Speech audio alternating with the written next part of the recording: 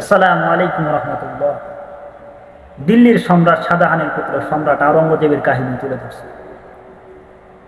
দিল্লির সম্রাট শাহজাহান, তার পুত্র ছিলেন সম্রাট আওরঙ্গজেব।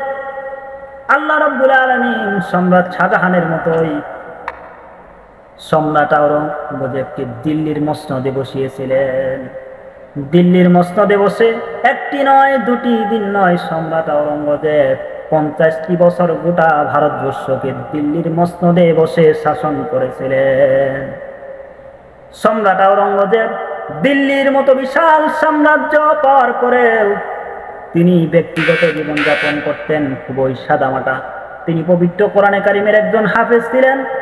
তিনি পবিত্র কোরআনে কারিম নিজে লিখতেন এবং সেই কপিগুলি বাজারে বিক্রি করতেন এবং টুপি সেলাই করতেন এবং বাজারে বিক্রি করে যা অর্থ আসত তা দিয়ে তাদের জীবন পরিচালনা করতেন। তিনি চাইলেই দিল্লির মসনদ থেকে অর্থ নিয়ে তার জীবন পরিচালনা করতে পারতেন স্বাচ্ছন্দ্যপূর্ণভাবে, কিন্তু তিনি তা করেননি। এই দিল্লির বাদশাহীকে, দিল্লির মসনদকে তিনি আমানত মনে করতেন, আল্লাহ রাব্বুল আলামিনের আমানত মনে করতেন। তিনি ব্যক্তিগত জীবন খুবই সাদামাটাভাবে জীবনযাপন করতেন। সম্রাট আওরঙ্গজেব, তার জীবনী থেকে পাওয়া যায় তার বাল্যকালীন একটা বন্ধুর সাথে স্মৃতিমূলক একটা কাহিনী পাওয়া যায়। বাল্যকালীন কবি বন্ধু এবং সম্রাট আওরঙ্গজেব একই স্কুলে ছোটবেলায় লেখাপড়া করতেন, কিন্তু সময়ের পরিবর্তনে দিল্লির মসনদে সম্রাট আওরঙ্গজেব আরোহণ করেছিলেন। কিন্তু ছোটবেলার বন্ধু কবিতা লিখতে লিখতে কবি হয়ে গিয়েছেন, কিন্তু সংসারে অভাব অনটন খুবই। এবার কবি বন্ধুর মা ডাক দেয়া বলেন, তুমি তো খুবই অভাব অনটন আছো, কিন্তু তোমার বন্ধু আওরঙ্গজেবকে সম্রাট আওরঙ্গজেব হয়ে গিয়েছেন, তুমি কি তোমার বন্ধুর সাহায্য নিতে পারো না? এবার মায়ের কথা মতো দিল্লির সম্রাট আওরঙ্গজেবের শরণাপন্ন হলেন। যখন কবি বন্ধু সম্রাট আওরঙ্গজেবের কাছে চলে আসলো, এবার আওরঙ্গজেব বলতেছেন, তুমি কি তোমার বাল্য বন্ধু আওরঙ্গজেবের শরণাপন্ন হয়েছ, নাকি দিল্লির মসনদে আরোহিত সম্রাট আওরঙ্গজেবের শরণাপন্ন হয়েছ? বিচক্ষণতার জন্য একটা প্রশ্ন করলেন যে তুমি কি সম্রাট আওরঙ্গজেবের শরণাপন্ন হয়েছ, নাকি তোমার বাল্যকালীন বন্ধু আওরঙ্গজেবের শরণাপন্ন হয়েছে? এবার বাল্যকালীন বন্ধু বলতেছেন, আমি দিল্লির মসনদে আরোহিত সম্রাট আওরঙ্গজেবের শরণাপন্ন হইনি, আমার বাল্যকালীন বন্ধু আওরঙ্গজেবের শরণাপন্ন হয়েছি। এবার সম্রাট আওরঙ্গজেব বলতেছেন, তাহলে তুমি আমার মহলে চলো। এবার যখন কবি বন্ধু সম্রাট আওরঙ্গজেবের সাথে চলতে শুরু করলো, চলতে চলতে একটা মহলে নিয়ে গেল। সেখানে গিয়ে দেখতে পেল একটা চকি এবং চকির উপর কিছু কোরআনে কারিমের কিছু কাগজ ছিল এবং কোরআনে কারিম লেখার মতো কিছু উপকরণ ছিল। এটা দেখার পর কবি বন্ধু আশ্চর্য হয়ে গেল, আমি তো গরিব, নিজের কষ্টের কথা বন্ধুর কাছে এসে দেখে বন্ধুর কষ্ট আরো বেশি। নিজের কষ্টের কথা কবি বন্ধু প্রায় ভুলে গিয়েছিল। সে হাসতে থাকলো। এবার কবি বন্ধুকে সম্রাট আওরঙ্গজেব কিছু খেতে দিলেন, একটা রুটি খেতে দিলেন। রুটি খাওয়ার পর কবি বন্ধু যখন চলে আসবেন বাড়ির দিকে, আওরঙ্গজেবের জন্য দোয়া করলেন এবং সম্রাট আওরঙ্গজেব তাকে একটা টাকা নিয়ে বাড়ির দিকে পাঠিয়ে দিলেন। বাড়ির দিকে আসার পথিমধ্যে একটা বাজার দেখতে পেলেন। বাজারে একটা বিশাল মাছ দেখা যায়। কবি বন্ধু একটা টাকা দিয়ে মাছটি কিনে বাড়ির দিকে রওনা হলেন।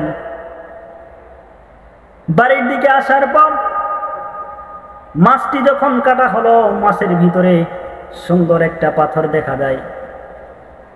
এই মাছ সহ পাথর সহ যখন জোহরির কাছে বাজারে নিয়ে যাওয়া হলো, জোহরি বলতেছেন, বিশাল মূল্যবান পাথর, এটার মূল্য হবে 15,000 টাকার মতো।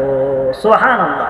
কবি বন্ধু পাথরটি নিয়ে বন্ধু আওরঙ্গজেবের শরণাপন্ন হলো এবং বলতেছেন বিশাল একটা সুন্দর পাথর পেয়েছি।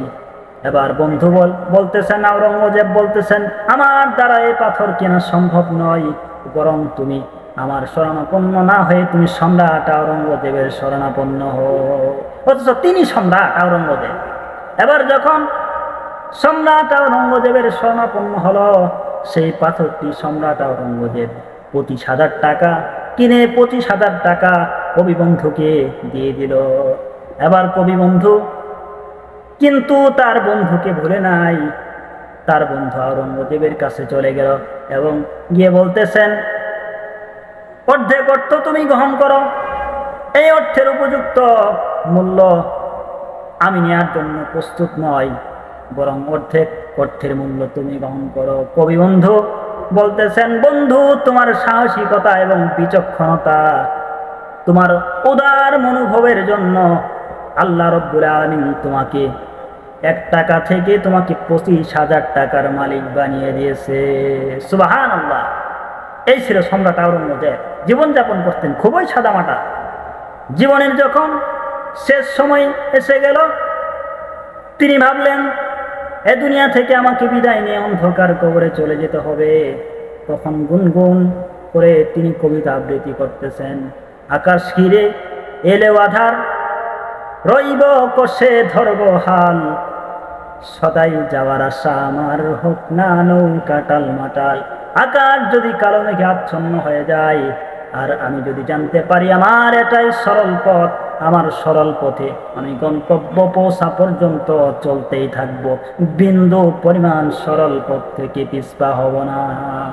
নৌকা যদি অথয় সমুদ্রের মাঝখানে যদি হেলতে দুলতে থাকে, আর আমি যদি জানতে পারি এটাই আমার সরল পথ, আমি এই পথ থেকে বিন্দু পরিমাণ পিছপা হব না। কি ছিলেন ইসলামের ঐতিহ্য, সোনালী অতীত সম্রাট আওরঙ্গজেব। আল্লাহ রাব্বুল আলামিনের প্রতি কত আস্থাশীল ছিলেন। আল্লাহ রাব্বুল আলামিন বলেন, ওয়া মান ইয়াত্তাকিল্লাহা ইয়াজআল লাহু মাখরাজা। বান্দা, তোমার যখন বিপদ শুরু হয়ে যায়, আমি আল্লাহ রাব্বুল আলামিনের প্রতি বান্দা তুমি যদি নির্ভরশীল হয়ে যাও, এমন জায়গা থেকে তোমার বিপদ থেকে উদ্ধার করব তুমি কল্পনাও করতে পারবে না।